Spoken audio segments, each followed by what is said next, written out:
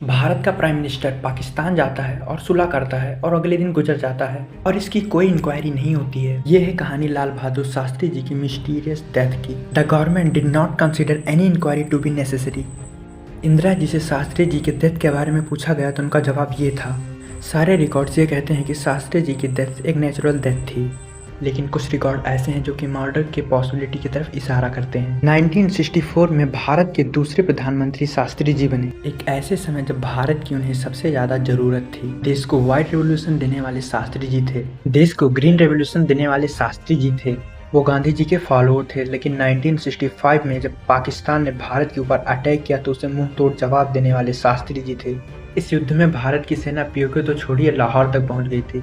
इससे पहले की चीजें सीरियस हुई, यूएनए ने दोनों देशों को सीज फायर करने को कहा। अब ये युग कोल्ड वार का था। रसिया और अमेरिका दोनों देश पूरी दुनिया में अपनी इन्फ्लुएंस बढ़ाने में लगे थे। रसिया भी दुनिया में शांति लाने का काम कर सकती है। ये प्रूव करने के लिए रसिया ने शास्त्री जी और पाकिस्तान के आयूब खान को ताशकंद में बुलाया। इतना बड़ा लीडर एक दूसरे देश में अपने आर्च राइवल के साथ पीस अकॉर्ड साइन करता है और इमीडिएटली गुजर जाता है, फिर भी कोई इंक्वायरी नहीं होती है। ऐसा क्यों?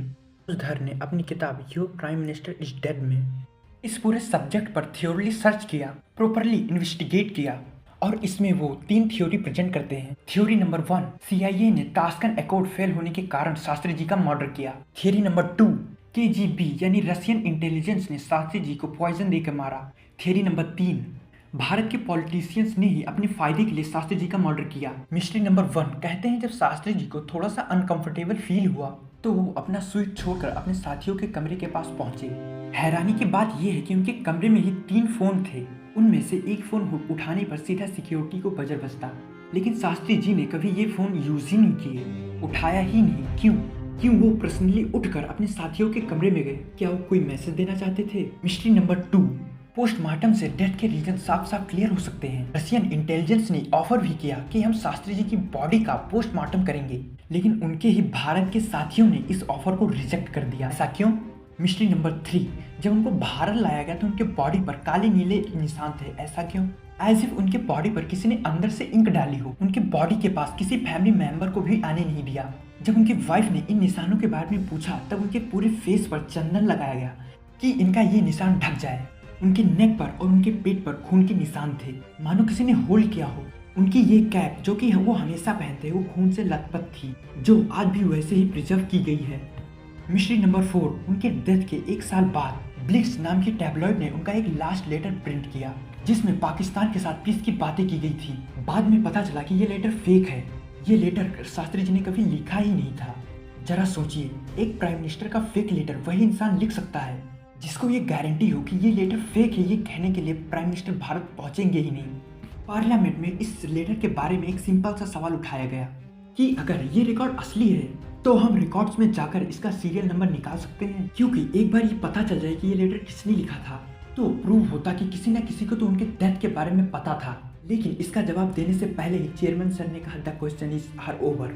एक स्मार्ट इंसान ने कहा है कि क्वेश्चन लेट होने से क्वेश्चन गलत नहीं होता।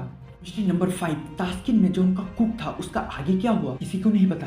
तो जिस कुक ने उनका लास्ट मील बनाया उसके बारे में भारत में किसी ने सवाल नहीं पूछा, लेकिन हाँ, रशियन इंटेलिजेंस ने उसे अरेस्ट जरूर किया था और ये बात भारत में छुपाई गई। जो इंडियन आई विटनेस ताशकंद में मौजूद थे उनसे भी कभी भी कोई सवाल नहीं किया गया। उनमें से एक डॉक्टर भी थे, डॉक्टर जो, जिनकी मौत एक कार एक्सीडेंट में हुई और उनकी पूरी फैमिली भी इस कार एक्सीडेंट में मारी गई। हाँ, हो सकता है कि एक एक्सीडेंट हो या ऐसा हो सकता है कि कोई चाहता था कि कुछ राज ही रहे।